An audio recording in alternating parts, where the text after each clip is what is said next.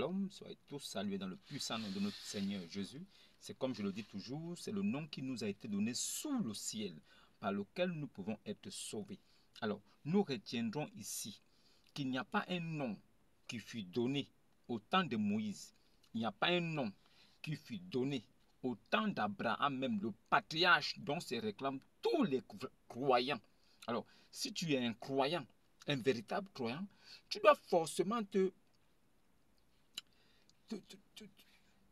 en fait, tu dois vraiment réclamer ton appartenance à Abraham.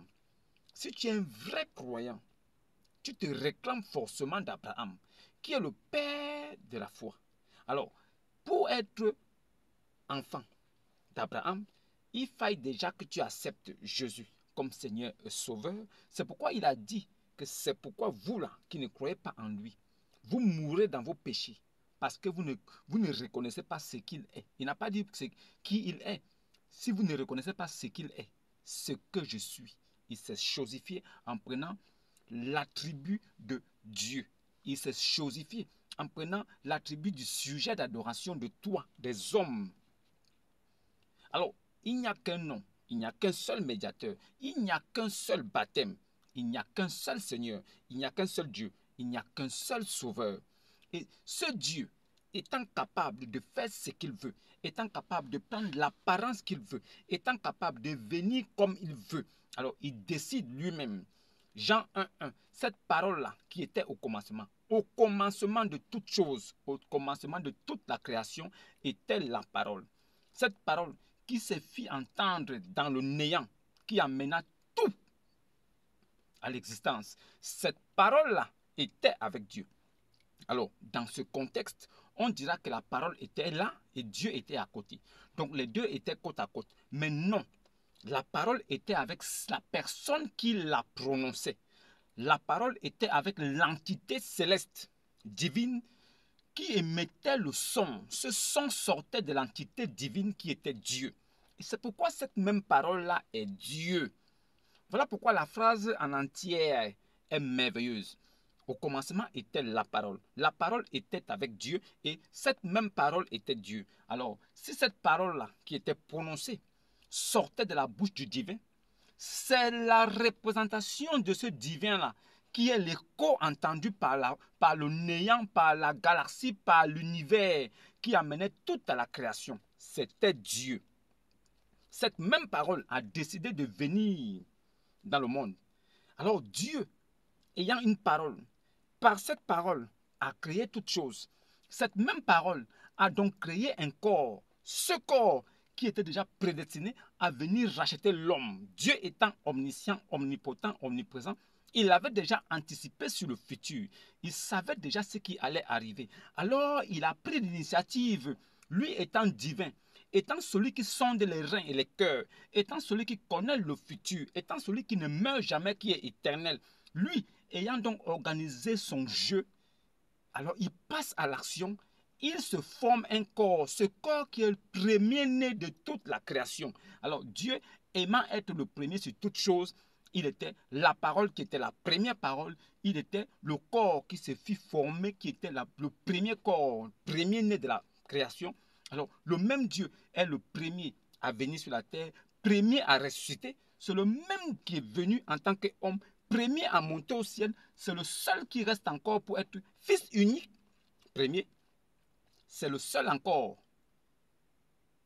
Jésus-Christ, qui est encore le seul premier nom donné aux hommes pour être sauvés, par lequel on peut être sauvé, pour chasser les démons, pour guérir les malades, pour ressusciter les morts.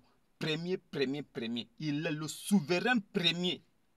C'est lui, Jésus-Christ. Il est Dieu tout-puissant. Alors aujourd'hui, j'aimerais vous parler d'Abraham, la succession des choses. Alors, hier, nous avons parlé de la grande nation. Alors, comme Abraham, dans sa position d'Abraham, il avait écouté les conseils de Sarai. Alors, Sarai, étant prise par les émotions, elle a contaminé son mari. Alors, son époux, Abraham aussi, ayant peur, ayant bien écouté la promesse de Dieu, mais voyant que cette promesse tardait à venir, alors il prit l'initiative lui-même de se battre et de faire des œuvres pour pouvoir sauver la situation. Alors, il a commencé des manigances comme un religieux. Il a commencé à se battre, à demander conseil à Sarai. Sarai a dit non, prends ma servante, elle est encore fraîche. Avec elle, tu peux avoir une bonne descendance. Tu auras des enfants forts, ces enfants-là. Et elle a assez de force pour pouvoir les garder, les élever. Car moi, je suis vieille, je ne pourrai plus faire ce travail. Alors, par cette séduction et cette ruse, Abraham a courbé les chines. Alors, il accepta la proposition que lui fit sa femme Sarai. C'est comme ça que Sarai donna donc sa servante Agar pour femme à Abraham. Elle ne la donnait pas pour épouse à Abraham. Elle donna pour femme. Femme pourquoi?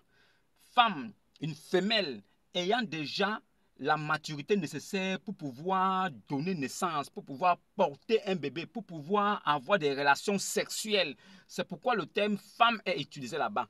Femme n'est pas utilisé là-bas pour pouvoir dire que c'est épouse. Non. Soyez intelligent. Soyez cohérent dans ce que vous dites. Parce que le peuple vous suit. Des personnes, des âmes sensibles vous écoutent.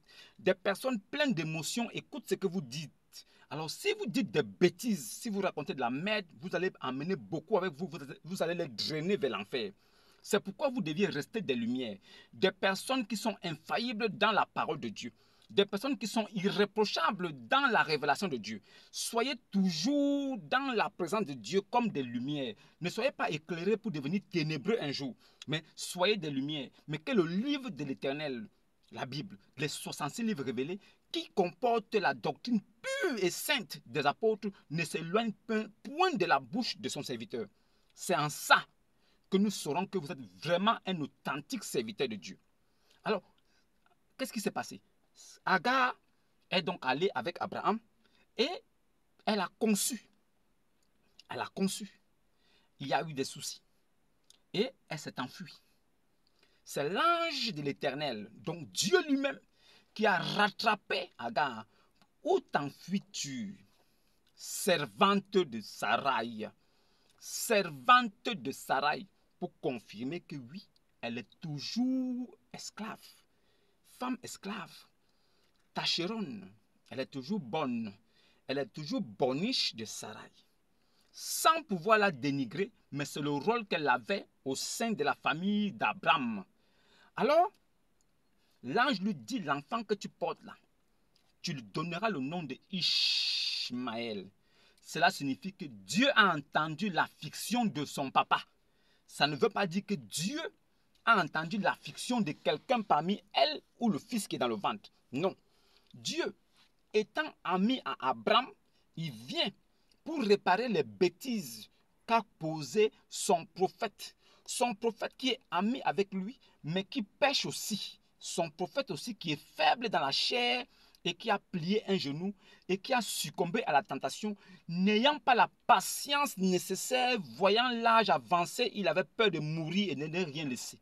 Alors qu'un homme, qu'il meurt en laissant des enfants ou pas, il a fini sa vie. Tu ne seras plus là. Tu as laissé des héritiers, ça ne va rien changer. Tu n'as pas laissé des héritiers, ça ne va rien changer. Tu es mort, ta vie s'est arrêtée là. La vie continue, la vie des autres continue, mais la tienne s'arrête là. Abraham, qui était ami de Dieu, avait des faiblesses. Il était rempli d'émotions, de peur. Alors, il a accepté d'aller avec Agar. Cet enfant est venu au monde, mais ce n'était pas le plan de Dieu. Dieu avait déjà un plan merveilleux qu'il avait déjà annoncé au préalable à Abraham. Abraham étant conscient de la promesse. Mais il a chuté encore. Oui, il a mécru parce qu'il a vu son âge avancer. Il s'est dit, ça ne sera pas possible. Alors, il a péché. Vos savants islamiques, Ismaël Aka, Oustaz Djané, ces maudits là, qui ont dit que Jésus a couché avec ces deux filles, hein. Je vais vous montrer ça dans la Bible, hein. Inch'Allah.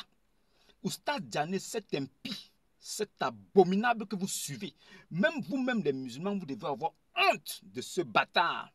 Ce bâtard a carrément dit que Jésus a couché avec ces deux filles, hein. C'est écrit dans la Bible. Je vais vous montrer ça prochainement, Inch'Allah. C'est ce qu'il a dit. vous le suivez. Nous, on dénonce les choses que Mahomet a fait ici. Tout ce que nous disons sur Mahomet est écrit. Tout ce que je dis de Mahomet est écrit dans son livre, dans les hadiths, dans la Sunan, dans les tafsirs. Tout est écrit. Je ne prends pas dans ma tête, je prends des choses qui sont écrites, révélées, traduites en langue anglaise, française. C'est ce que je vous amène ici pour vous exposer la vie de ce type-là. Je n'ai jamais dit quelque chose qu'il n'a pas fait. Tout ce que je dis est avéré. Je suis capable de jour comme de nuit, si question, si besoin se fait sentir, d'apporter des réponses avec des précisions de taille, c'est-à-dire que des preuves irréfutables pour vous confronter, pour vous prouver que ce que je dis est vérifié, avéré, certifié, authentifié aussi. Ce n'est pas des petits musulmans plaisantins qui n'ont pas l'esprit de Dieu qui peuvent s'approcher. Ceux qu'ils parlent avec eux partout là, ce sont des soi-disant chrétiens dans la forme, mais dans le fond, il n'y a rien. Le contenu est vide. C'est un verre, mais l'intérieur est vide. Le jour qu'ils auront affaire à des véritables chrétiens, comme des Gédéons, comme des Thierry, c'est pourquoi ils fuient ces gens-là. Ne soyez pas surpris de voir Oustaz Diané Ismaël Aka fuir Gédéon de la Tchétchova. Ils fuient Thierry, le rusophone. Ils savent le contenu que ces gens-là ont. Ce sont des verres remplis. Ils ne peuvent pas tenir là-bas. Ils préfèrent aller jouer avec des petits catholiques, des petits évangélistes qui se disent chrétiens. Mais je vous dis, parmi nous, au sein de l'église de Christ, nous connaissons ceux qui sont l'église. Nous connaissons ceux qui sont temple du Saint-Esprit. Il n'y en a pas beaucoup. La plupart disent, nous sommes chrétiens, nous sommes chrétiens. Mais ils ne sont pas en réalité chrétiens. Parce qu'ils ne connaissent pas réellement qui est Christ. Et ils ne connaissent pas qui est le Père de Christ. Parce que Dieu a refusé de leur révéler ces choses-là. Ils sont égarés. Alors, ils vous apportent le peu qu'ils ont selon la chair, mais selon la révélation spirituelle, cachée, sauf ces choses-là qui sont données en secret aux véritables enfants de Dieu. Ils ne peuvent pas vous apporter la lumière. Ils ne sont donc pas la lumière pour pouvoir vous éclairer. C'est pourquoi je vous dis qu'Abraham a péché. Oustaz Diané et Ismaël Aka disent que les prophètes de Dieu ne pêchent pas. C'est un abominable. Ce sont des impies. Ce sont des maudits. Tous les prophètes de Dieu sur la terre ont péché. En commençant même par Abraham, il a péché. Noé a péché. Adam a péché. Ils ont tous péché. Et ils ont été tous, à un moment donné, privés du salut de Dieu. C'est pourquoi quand Jésus étant venu avec la vérité et la grâce, il est allé dans des régions encore inférieures. Son rôle était d'aller récupérer ceux qui devaient être sauvés, qui n'avaient pas encore eu le salut au temps de la grâce.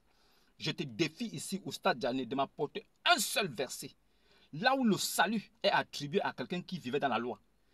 Toute l'époque d'Abraham jusqu'à Moïse, jusqu'à Jésus, il ne fut même pas une seule âme qui fut sauvée parce qu'il a marché bien, il a bien marché. Je vous rappelle en passant que celui qui marche dans la loi, c'est parce qu'il est couvert de grâce et de vérité d'abord. C'est la grâce et la vérité qui abondent sur lui et la loi devient son marchepied. Si tu n'as pas la grâce et la vérité, tu ne peux pas respecter la loi. Parce qu'il n'y a pas un homme sur la terre qui peut marcher étant infaillible sur la loi. Nous péchons tous, même ayant l'Esprit de Dieu. Nous péchons, mais ayant l'Esprit de Dieu qui est saint en nous, ayant l'Esprit de Dieu de l'Éternel qui est saint en nous, nous étant le temple de Dieu, étant le temple du Saint-Esprit, nous sommes saints car l'Esprit de Dieu est saint. C'est pourquoi cet esprit-là nous sanctifie et nous purifie. Nous sommes purifiés pas parce que nous sommes des purs, des saints, mais parce que nous avons la parole de Dieu en nous et l'Esprit de Dieu en nous qui nous rend purs et qui enlève le péché qui est en nous. Et il n'y a que la grâce et la vérité qui peuvent permettre à un homme d'accéder à cette dimension. Tu n'as pas l'Esprit de Dieu, tu ne peux pas accéder à cette dimension. C'est pourquoi la plupart sont des esclaves. Ils ne sont pas des enfants de Dieu. Ils sont tous des esclaves. Aucun d'eux n'est enfant de Dieu. Alors, le problème d'Abraham, c'est quoi? Alors, Abraham, ayant commis le péché, étant sorti avec Agar, selon la chair, c'est pourquoi l'Écriture dit que Ishmaël naît selon la chair. Celui qui n'a pas compris ça, je ne peux rien faire pour toi. Ishmaël naît selon la chair. Cela signifie quoi? Selon les désirs du corps. Et nous savons bien que le corps est condamné à pourrir, à disparaître. Le corps n'est que vanité. Le corps est pécheur. Notre corps est pécheur. Le péché est renfermé en nous. C'est Dieu lui-même qui a renfermé le péché en nous, dans le corps, pas dans le côté spirituel, pour faire donc miséricorde à qui il veut, pour donner le don gratuit de la vie éternelle à celui qu'il veut lui-même. Pas parce que nous avons mérité ça par les œuvres humaines que nous avons faites. Non, mais parce qu'il nous a choisis. Parce que nous avons été prédestinés avant la fondation du monde. C'est pourquoi nous sommes sauvés. C'est pourquoi la grâce nous parvient. Et cette vérité aussi. Alors, Abraham donc a péché. Mais Dieu est venu. Il a mis ça de côté. Il a dit à Abraham, tu as manqué de patience parce que tu es vieux. Je te comprends. Tout homme à la place d'Abraham devait peut-être faire la même chose. Oui, parce que le côté spirituel n'avait pas encore atteint ce niveau comme celui que nous aujourd'hui nous avons. Où nous avons compris qu'ayant des progénitures ou pas, on disparaît un jour et ça s'arrête là. Que tu aies la progéniture ou pas, quand tu vas disparaître là, quelle sera encore ton influence sur la progéniture? Penses-tu que c'est parce que tu as eu beaucoup d'enfants que tu leur as dit certaines choses? Tu penses que quand tu mourras, ils vont respecter ça? Tu crois qu'après ta mort là, tes enfants vont respecter ce que tu as dit? Est-ce que tu crois dans ta tête que la ligne de conduite que tu as laissée là à tes enfants là, à tes héritiers, ils pourront suivre cette route là? C'est pourquoi certaines personnes, quand ils décèdent, ils laissent des biens à leurs enfants. Au lieu que les enfants continuent à les garder et à perpétuer, ils vendent ces choses et ils passent à autre chose. C'est pour ça, pour que vous compreniez que celui qui a des enfants, c'est bien que Dieu te bénisse. C'est la bénédiction de Dieu. Celui qui n'a pas d'enfant aussi, c'est aussi la bénédiction de Dieu. Parce qu'à la fin, c'est toi qui meurs seul. Tu t'en vas. Ce que tu as laissé derrière toi là, ce n'est plus pour toi. C'est fini. Ta vie s'est arrêtée là. C'est ton côté spirituel maintenant qui rend des comptes à Dieu. Si tu avais cru en Jésus, si tu avais mis foi en Jésus, tu es sauvé depuis ce jour-là, jusqu'au jour où la mort vient te chercher. Parce que les clés de la mort sont détenues par Jésus-Christ lui-même. Alors quand tu seras mort, ton côté charnel disparaîtra, mourra. Ton côté spirituel sera rempli de vie. Tu vivras éternellement en Jésus. Ça, c'est déjà un acquis. Ça, là, c'est une garantie même quand tu es vivant. Le véritable chrétien, disciple de Christ, le sait déjà. Celui qui est religieux, celui qui est dans une religion, il fait des efforts pour espérer le sauvetage. Alors, il fait en se disant que peut-être que c'est suffisant. Oh, peut-être qu'il faut que je fasse encore des efforts. Oh non, peut-être que ce n'est pas encore suffisant. C'est pourquoi la plupart de ces religieux, après leur mort, leurs frères, leurs familles, leurs amis, se mettent encore à prier pour eux et ils donnent des sacrifices pour que vraiment leur Dieu essaie de voir dans quelle mesure il peut même les accepter. Parce que leur raison, c'est laquelle? On n'est pas sûr qu'il était sincère dans sa prière. Alors, comme nous sommes solidaires, nous allons prier pour lui. Nous allons faire des sacrifices pour lui, afin que notre Dieu puisse l'accepter. Alors que ce Dieu-là leur a déjà dit que vous devez croire en moi quand vous êtes vivant. Le jour où vous mourrez, ne vous approchez même pas de moi pour dire que vous allez prier pour quelqu'un. Dès qu'il est mort, c'est fini. C'est pourquoi votre prophète là, votre type là, Ibn Abi Kapsha, il était allé intercéder auprès de Allah pour sa mère. Allah lui a dit, écoute, dégage d'ici. Va plutôt prier pour toi, afin que je te pardonne tes péchés passés, futurs et présents. Vas-y là-bas. En ce qui concerne ta mère qui est morte idolâtre et ton père là, c'est fini pour eux. Ce Dieu-là, il a pris cette décision. Le Dieu des Arabes, il leur a dit ça. Mais les Arabes musulmans de notre temps, ils sont même plus puissants que les dieux. Ils ont plus de force que les dieux, plus de puissance que les dieux. Ils sont des hypocrites. Ils disent qu'ils croient à un Dieu, que c'est un Dieu tout-puissant. Mais eux-mêmes, ils font les œuvres de ce Dieu-là. Ce sont eux qui rendent les dieux tout-puissants. Ils défendent les dieux. Ils se battent pour les dieux. Ils posent des bombes pour les dieux. Ils font tout pour les dieux. Mais les dieux donc s'est manifesté quand? Quand est-ce que ce Dieu s'est manifesté pour que les gens sachent qu'effectivement il est Dieu? Jamais. Jamais. Alors eux, ils défendent les dieux. Voilà, c'est ça qu'on appelle la religion. Ils font des efforts en espérant être sauvés. Ils se disent que ça ne suffit pas. Peut-être qu'il faut encore faire plus. Peut-être qu'il faut encore faire plus. Mais nous, chrétiens, nous sommes sauvés le jour qu'on a accepté Christ. On a confessé.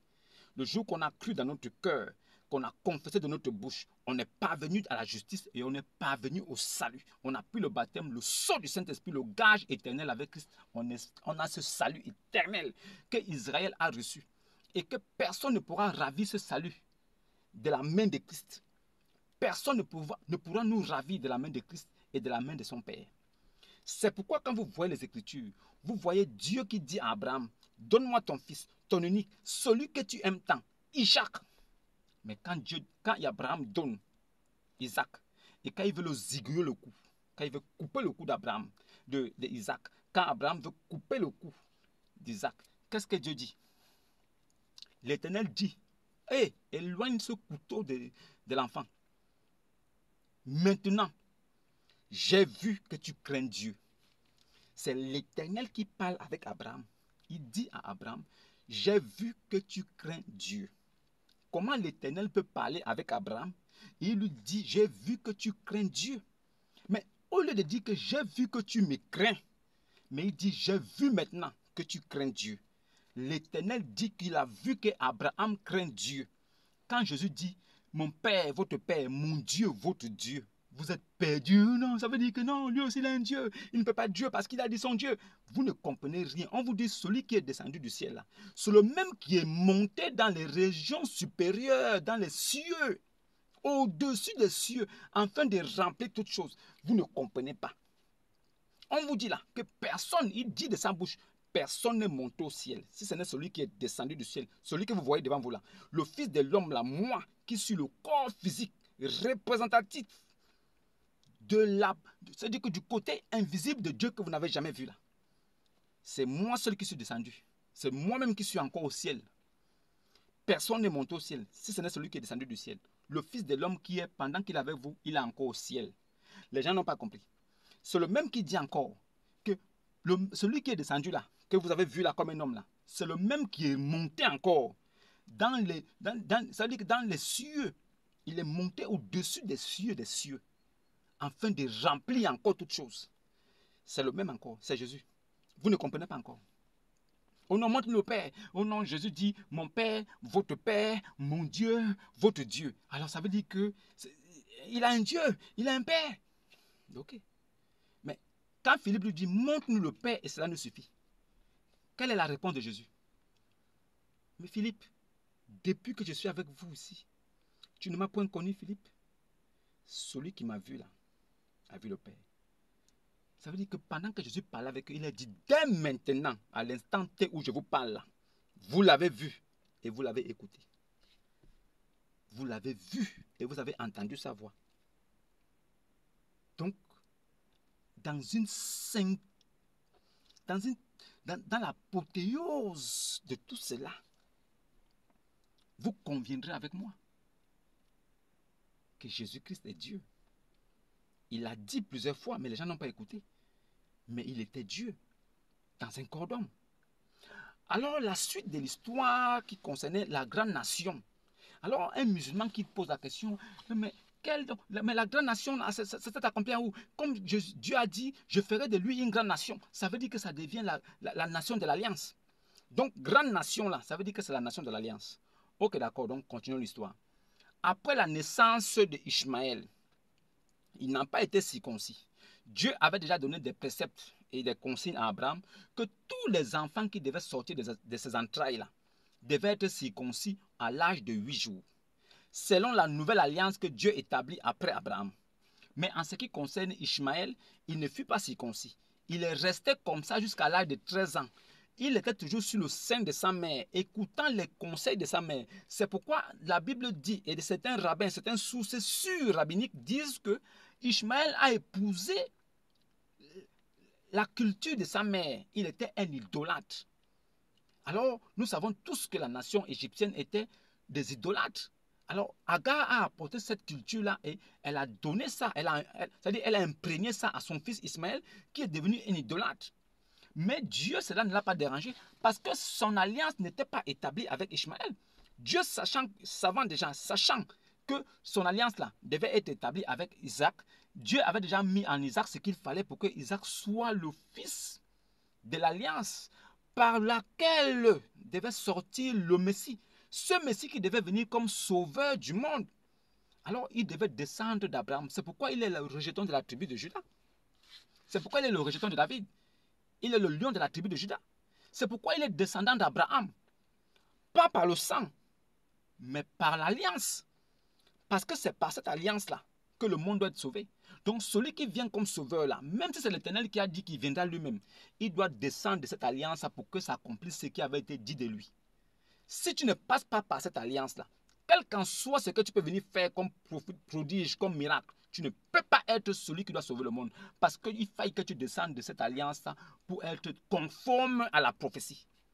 Jésus donc descendu de là, il est conforme à la prophétie. Ishmaël a épousé la coutume de sa mère. Isaac est resté avec son père Abraham, qui l'a donc initié. C'est pourquoi Dieu dit, prends ton fils, ton unique, celui que tu aimes tant, Isaac. Alors, nous allons analyser cette phrase. Prends ton fils, celui que tu aimes tant, Isaac. Prends ton fils, ton unique, celui que tu aimes tant, Isaac.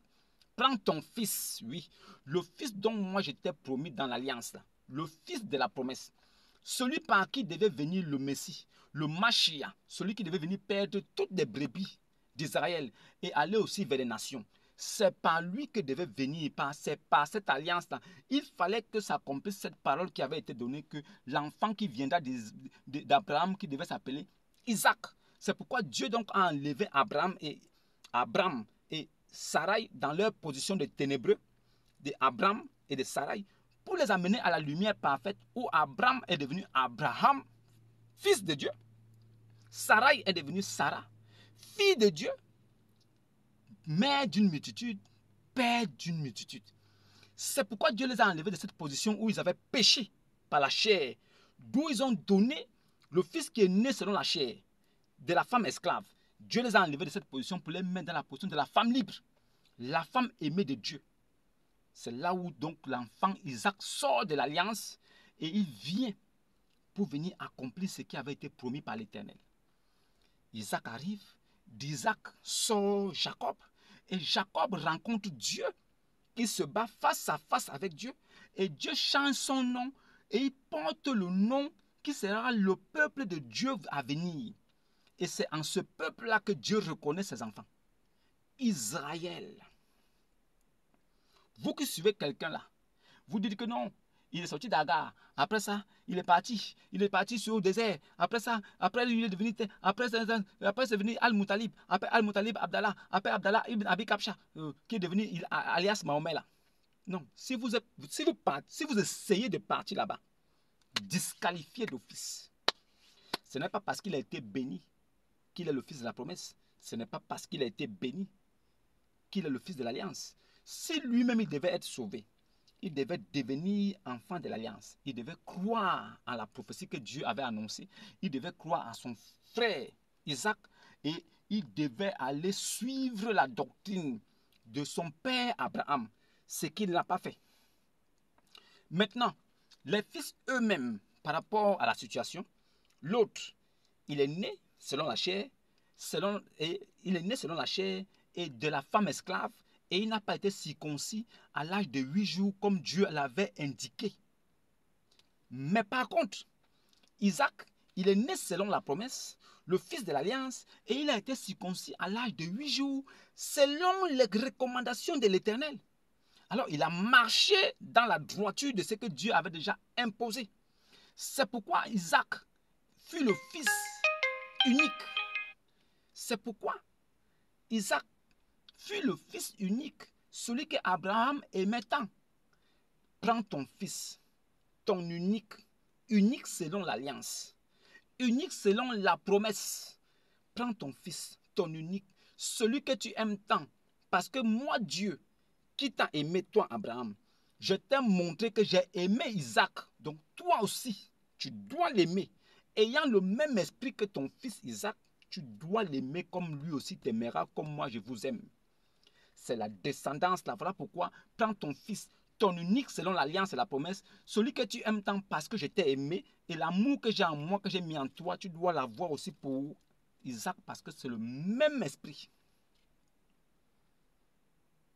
Isaac, c'est lui qui avait été donné. C'est lui qui avait été donné pour le sacrifice. Et Dieu a dit, enlève, éloigne le couteau de l'enfant. Prends plutôt le bélier qui est là. J'ai vu maintenant que tu crains Dieu C'est l'Éternel qui s'adresse comme ça à Abraham. Que j'ai vu que tu aimes Dieu, que tu crains aussi Dieu. Mais il pouvait le dire que j'ai vu que tu me crains, moi l'Éternel. Il dit, j'ai vu que tu crains Dieu. J'ai vu, moi étant descendu comme un ange, te parlant comme l'ange de l'Éternel. J'ai maintenant vu que tu crains Dieu, que tu crains celui que tu adores là, qui est dans cette position d'adorer. J'ai vu que tu le crains. C'est moi toujours qui est toujours dans cette position d'adorer que tu ne connais pas là. Quand je descends à toi comme l'ange de l'Éternel, tu me vois comme un homme. Tu vois la représentation parfaite d'un homme. Mais moi qui te parle là, je suis cette position que tu adores. Je suis ce Dieu-là. J'ai vu maintenant que tu aimes Dieu. Comment l'Éternel peut s'exprimer comme ça alors que c'est lui-même qui est Dieu? Vous ne pouvez pas comprendre ça parce que l'esprit vous est voilé. Parce que les apôtres de Jésus marchaient avec lui partout. Mais eux là, ils n'avaient pas l'esprit ouvert. Il a fallu que Jésus leur ouvre l'esprit après sa résurrection. À la Pentecôte, quand le Saint-Esprit est descendu comme des langues de feu qui s'est posé sur les apôtres, c'est là où donc leur esprit s'est ouvert afin qu'ils comprennent les Écritures. Ils n'avaient jamais compris les Écritures pendant qu'ils marchaient avec Jésus lui-même. Pendant que Jésus leur parlait tous les jours, ils ne comprenaient pas. Toutes les histoires que Jésus racontait, ils ne comprenaient pas. Les exemples, les paraboles, ils n'avaient jamais rien compris. Ils dormaient, ils mangeaient avec lui. Et ils ne savaient même pas que c'était Dieu qui était là. C'est pourquoi Jésus a répondu à Philippe que celui qui m'a vu a vu le Père.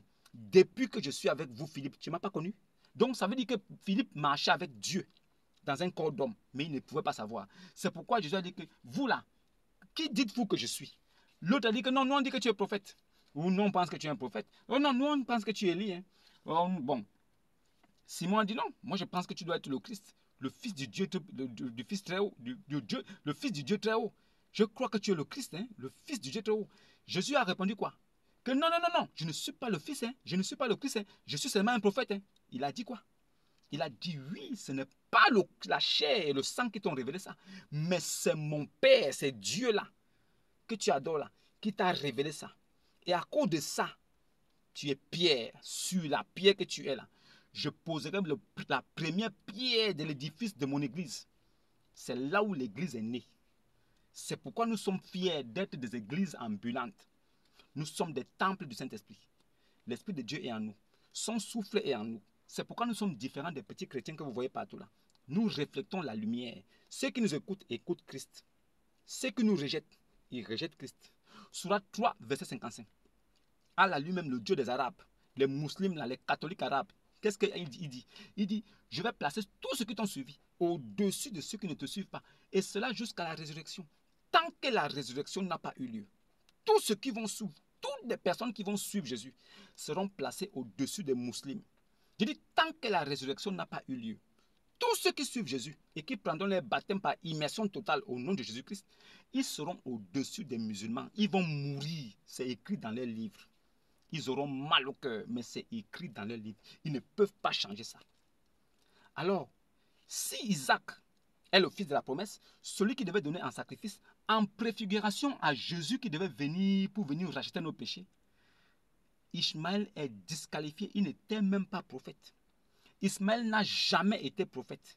Et il n'est jamais allé construire la Kaaba, comme ce qu'on nous raconte aujourd'hui. Mais ça, c'est un autre débat. Alors, Ismaël donc est devenu une grande nation. Ses fils, ses 12 princes qu'il a engendrés sont devenus une grande nation. Aujourd'hui, il y a combien d'Arabes dans le monde? Sur 6 milliards ou 7 milliards d'habitants sur la terre, il y a combien d'Arabes? Il y a moins de 100 millions d'Arabes. J'ai dit 100 millions, je ne parle pas de 1 milliard. J'ai dit, ils sont 70 millions au maximum. 70 millions. Et les gens nous disent que non, ils sont nombreux. C'est la grande nation qui est là. Quelle grande nation? Qui vous a dit que l'islam est une grande nation? Parce que vous allez faire le pèlerinage, aller tourner sur une pierre banale. Oumar même qui marchait avec Mohammed, il a dit quoi? Pierre, je sais que tu es Pierre. Tu ne peux apporter aucune bénédiction ni aucune malédiction. Si je n'avais pas vu l'apôtre de Djibril t'embrasser, je ne t'aurais jamais embrassé. Tu n'es qu'un caillou banal et inutile. Oumar, compagnon fidèle de Ibn Abi Kapcha, il a dit ça de sa bouche. C'est vous, petits musulmans, à 2 balles aujourd'hui. Vous partez vous balader là-bas, vous dépensez 2 millions, 3 millions pour aller marcher autour d'une pierre, vous rendre ridicule. Vous partez mettre des draps blancs, vous êtes nus à l'intérieur. Vous partez tourner, vous faites la triangulation, vous pensez que c'est comme ça que vous pouvez pardonner vos péchés. C'est pourquoi vous mourrez dans vos péchés. Si vous ne croyez pas ce que Jésus est, c'est pourquoi vous mourrez tous dans vos péchés. Si vous ne croyez pas ce que Jésus est, vous pensez qu'aller faire bisou à un caillou noir qui a la forme d'un vagin, vous pensez que c'est ça qui va enlever vos péchés. Vous croyez ça dans vos instants. Il y a des catastrophes, des catastrophes climatiques qui se passent là-bas. Des gens meurent là-bas. Il dit il va au Hades, il va mourir là-bas. Vous pensez que Dieu peut être quelque part, les gens vont pour l'adorer, ils vont mourir là-bas. Vous croyez ça? C'est de la supercherie et l'arnaque. On vous a trompé. Si vraiment votre religion est une vraie religion, demandez donc à vos imams, vos savants, vos rabbis, vos rabbins de vous laisser prier en langue maternelle comme vous voulez. Demandez-leur de vous laisser prier en la langue que vous voulez. Dieu a créé toutes les langues. La multitude de langues là, c'est Dieu qui a créé. Donc Dieu écoute toutes les langues. Vous pouvez l'adorer donc en toutes les langues que vous voulez. Pourquoi on vous impose une langue? Pourquoi on vous impose une langue? Parce qu'il y a la supercherie, la tromperie et la ruse derrière. Parce qu'ils savent que s'ils essayent d'enlever ça en arabe, vous allez découvrir le mensonge caché dedans, vous allez sortir de là. L'islam, c'est la ruse, le mensonge, la tricherie. Une religion là où les démons ont écouté la lecture du Alcoran, ils ont dit quelle lecture merveilleuse. Ils se sont convertis. Vous pensez qu'un démon, Satan et ses ministres, ils vont écouter l'évangile, ils vont se convertir. Il n'y a qu'un fils légitime qui, il écoute la voix de son père, il entend. Et il suit son père. Jésus a dit, mes brebis là, quand ils écoutent ma voix, ils me connaissent, ils entendent ma voix et ils me suivent. Jésus a dit, mes brebis, quand ils entendent ma voix là, ils me suivent. C'est aussi comme ça que les brebis de Satan, quand ils entendent la voix de Satan, les démons suivent Satan. Donc quand le Coran était lu, les démons ont écouté la voix de leur père Satan. Ils ont suivi Mohammed. Vous êtes dans une religion où vous ne connaissez rien. Son Dieu lui a dit, non, tu n'es pas fou. N'écoute pas ce que les gens disent là, tu n'es pas fou. C'est quel Dieu qui peut dire ça? Non, non, non, non, n'écoute pas ce que les Mécois disent là, tu n'es pas fou. Ça veut dire que les gens le traitaient de fou. C'est ça, vous êtes derrière. Oh non, les prophètes de Dieu ne pêchent pas. Les prophètes de Dieu ne pêchent pas. Et il dit ça, il n'apporte aucune preuve. Hein. Et les prophètes de Dieu ne pêchent pas. Il veut cacher que son prophète a péché. Il veut cacher la vérité aux gens que son prophète a péché. Et c'est pourquoi son Dieu lui a accordé une victoire éclatante. Afin que, on ne sait pas qui parle, hein, nous t'avons accordé une victoire éclatante. Afin que Allah te pardonne tes péchés passé, présent, futur, et qu'il parachève sur toi son œuvre et qu'il te guide vers un chemin droit. Ça veut dire que quand Mohammed allait faire cette guerre-là, quand Ibn Abi Kabsha est allé faire la guerre avant qu'on ne lui accorde cette victoire éclatante pour que Allah puisse lui pardonner ses péchés, il était encore un pécheur, un mécréant, il était encore un idolâtre. C'est quand il a fini de tuer beaucoup de gens, Allah a permis qu'il gagne le combat, la guerre. C'est après avoir gagné la guerre, là, parce qu'il a combattu dans le sentier de Allah. Il a tué, il a beaucoup tué, il a fait mourir ses frères dans cette guerre-là. Alors Allah l'accorde donc maintenant cette victoire, afin que Allah encore lui pardonne maintenant ses péchés passés, présents et futurs encore. Et il parachève sur lui maintenant sa religion. Et en même temps aussi, qu'il lui guide maintenant vers un chemin droit. Après, vous allez nous parler de la guerre sainte. Non, non, la guerre sainte, c'est la guerre sainte. Quelle guerre qui est sainte? Quelle guerre qui est sainte? Qui vous a dit qu'une guerre, là où il y a des épées, des flèches, des lances, où on transperce les cœurs des gens, où on étripe les gens, là où les gens meurent par des atroces souffrances, des douleurs, là où on égorge des gens, on appelle ça guerre sainte. Est-ce que c'est Dieu qui est descendu du ciel pour vous dire que j'appelle ça la guerre sainte? Ou bien c'est vous-même qui avez appelé ça guerre sainte pour pouvoir lui mettre à un certain niveau? Quelle guerre qui est sainte? Quelle guerre? Quelle guerre qui peut être sainte? Qui vous a dit ça? Oh non, la guerre sainte. La guerre sainte. Il avait 54 ans. L'enfant qu'il a trouvé pour aller Mougou, c'est Aïcha. Elle n'avait que 6 ans. Un cinquangénaire. Il y avait des femmes qui étaient mûres à l'âge de se marier. Il a laissé. Ces bébés de 6 ans, il allait prendre. Oh non, Aïcha même, elle était d'accord. Un bébé de 6 ans, elle connaît quoi de tout ça? Est-ce qu'un bébé de 6 ans connaît ce qu'on appelle les rapports sexuels? Est-ce qu'un bébé de 6 ans même pense encore à ces choses-là? Est-ce qu'elle a encore elle n'a même pas cette compréhension? Un bébé de 6 ans ne pense pas à ces bêtises. Comment vous pouvez dire qu'Aïcha était d'accord? Elle avait 6 ans. Comment vous pouvez dire ça? Ça veut dire que vous, aujourd'hui, avec vos familles, vous êtes là. Un homme peut venir là à 60 ans, il vient prendre vos bébés de 6 ans, 7 ans, 8 ans. Il amène comme femme et vous serez d'accord. Vous deviez être d'accord. Parce que vous acceptez la pédophilie dans votre religion. Vous deviez être d'accord. Mais vous n'accepterez jamais ça. Vous n'accepterez jamais ça. Mais si c'est une bonne chose, prenez aussi les mamans de 54 ans, 60 ans.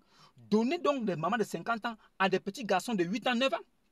Si c'est une bonne chose, pourquoi vous ne prenez pas les mamans de 50 ans, 60 ans et les donnez aux petits garçons de 12 ans, 13 ans? Pourquoi vous ne faites pas ça? Pourquoi vous prenez les petites filles de 6 ans et vous donnez au papa de 55 ans? Comment votre prophète peut faire ça et vous ne le réprimandez pas?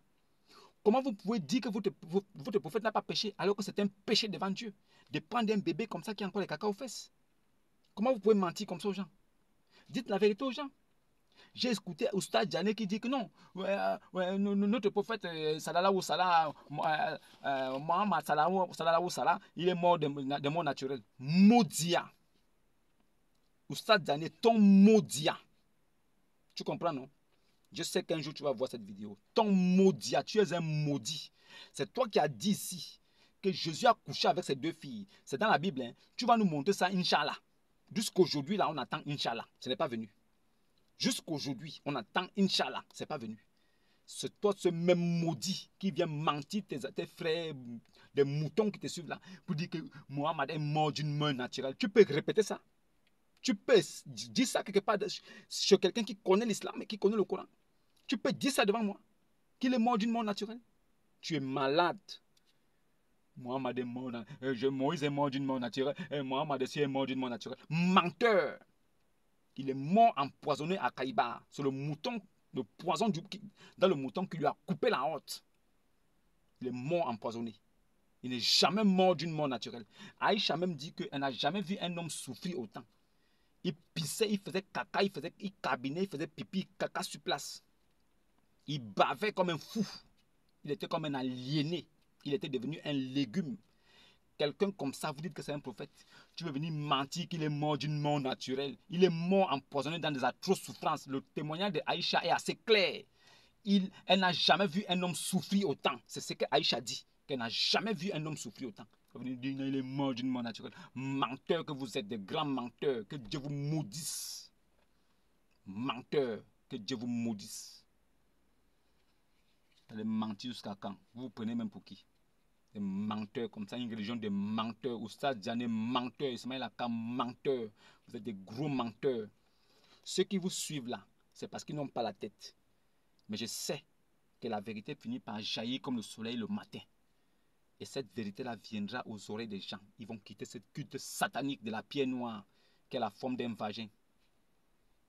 Allez-y vous plongez au Nil. Pourquoi vous allez à la Mecque? Allez-y au Nil. Votre prophète a dit que le fleuve Nil tire sa source du 7e ciel de Allah. Pourquoi vous ne partez pas directement au Nil, allez vous plonger là-bas? Une religion de gants qui a la démence. Votre prophète avait la démence, il était fou. C'est la démence qui lui faisait dire des bêtises. Aujourd'hui, on a vu clair. Le fleuve là, ça ne tire pas sa source du 7e ciel de Allah, c'est faux. Il a dit que le soleil se couche dans une eau bouée chaude noire sur la terre. C'est faux aussi. C'est la terre qui tourne plutôt autour du soleil. Il était fou. Il a dit que la terre est comme un tapis qu'on a roulé. C'était faux aussi. C'est faux. Il a menti. Il était fou. Il fumait. Il n'enlevait pas les graines. On vous dit, quand vous fumez, là, enlevez les graines. Lui fumait avec les graines. C'est ça qui le rendait. Il avait la démence. Le seul prophète qui est venu sur la terre, qui était possédé par des démons, c'est lui. Aucun prophète de Dieu n'a été possédé par des démons. Vous prenez un type comme ça, vous dites c'est un prophète. Il vient, il légalise l'homosexualité. Il légalise l'adultère, le zawaj al-muta. Il permet la location des femmes pour des services sexuels. Vous dites que ça c'est un prophète. C'est vous qui dites que c'est un prophète. Il n'a jamais été un prophète et il ne sera jamais un prophète. C'est moi qui vous le dis. C'est moi qui le dis, je pèse mes mots. Tout ce que je dis là, preuve à l'appui. Tout ce que je dis là, j'ai des preuves irréfutables. Vous savez, quand je me fâche souvent là, je vous sors des hadiths et tout ça. J'ai des preuves irréfutables. Un prophète de Dieu qui vient, qui couche des cadavres. Vous allez nous dire que ça c'est un prophète de Dieu. Arrêtez ça. Arrêtez ça. Et n'amenez plus jamais Deutéronome 18 pour dire que non c'est Mohammed. Ne faites plus jamais cette erreur-là. Vous chrétiens qui me suivez bien, écoutez ce que je dis. Si un musulman vous dit que Deutéronome 18 là c'est Mohammed, dites-lui que ok, vas-y développe. Dès qu'il commence à parler, laissez-le parler. Quand il finit, vous lui posez la question, tu as fini d'argumenter? Quand il va dire oui, c'est le prophète Mohammed sallallahu alayhi wa sallam, tu dis ok d'accord. Prends Jean 3, verset 17. Il va dire quoi? Tu dis non, prends Actes des Apôtres. Actes des Apôtres, chapitre 3, le verset 17. Il va dire quoi? Tu dis non, prends, toi-même prends et lis. Prends dans ton livre, là, comme vous aimez trop la Bible, là. Prends dans la Bible. Actes des Apôtres, chapitre 3, verset 17 au 26. Lis-nous ça, on va comprendre. Vous allez voir comment il va, quand il va finir de lire ça, sa voix va disparaître. Il va devenir comme un petit bouc qui a perdu la tête. Parce que Deutéronome 18, 18 là, son accomplissement, c'est dans Actes des Apôtres, chapitre 3, du verset 17 au verset 26. Allez-y vérifier. C'est moi-même qui vous dis, hein, allez vérifier. Ce débat-là n'a plus lieu. Ce débat est clos une fois pour toutes. Mettez fin à ce débat partout où vous êtes. Vous chrétiens, si vous entendez un musulman ouvrir sa bouche et dire que Deutéronome 18, 18 c'est Mohammed, dites-lui que ok, vas-y, développe. Donnez-lui la possibilité de parler pour qu'il ait l'impression qu'il est séduisant et qu'il est convaincant. Quand il finit, dites-lui tranquillement, prends Actes des Apôtres au chapitre 3, du verset 17 au verset 26. Lis-nous ça. Quand il va terminer de lire ça, si sa bouche s'ouvre encore, faites-moi signe. Envoyez-moi un message. Oui, oui, envoyez-moi un message. Ou bien laissez-moi un truc en commentaire, je vais vous écouter. C'est moi qui vous donne ça ici, c'est cadeau. C'est moi qui vous donne ce verset-là. Pour que vous soyez à l'abri du besoin en ce qui concerne Deutéronome 18, 18. Un prophète comme Moïse, du milieu des frères, ça veut dire que je susciterai du milieu de toi un prophète comme toi. Je susciterai du milieu de tes frères Moïse, un prophète comme toi Moïse là. Deutéronome 18, 18 là. Son accomplissement c'est dans Actes des Apôtres chapitre 3 au verset 17 au verset 26. Prenez ça tranquillement, vous allez lire. Lisez ça à côté d'un musulman. Dès qu'il vous dit que Mohammed c'est Deutéronome 18, 18, lisez-lui ça tranquillement. Donnez-lui ça, Actes des Apôtres, chapitre 3, verset 17 à 26. Donnez-lui ça tranquillement. Comme cadeau. On te donne ça cadeau. Lis ça et dis-nous ce que tu en penses. Vous allez voir vous-même comment ils vont s'effondrer. Ils vont chercher autre chose. Tu dis, mon frère, dis-moi ce que tu écris. Ce que tu lis là, c'est quoi? C'est l'accomplissement parfait de Deutéronome 18, 18. Sans tâche. Si vous avez compris ça, c'est une bonne chose. Maintenant, si vous êtes chrétien et que vous avez été baptisé dans les baptistères ou bien par immersion, vous n'avez pas encore pris votre baptême. Quand vous prendrez votre baptême là, le véritable baptême au nom du Seigneur Jésus, vous allez devenir comme moi. Vous deviendrez comme moi. Vous allez comprendre cette langue là, ce souffle de Dieu semblable à des langues de feu là. Quand il va se déposer sur vous, vous serez un feu dévorant pour ceux qui vont vous écouter.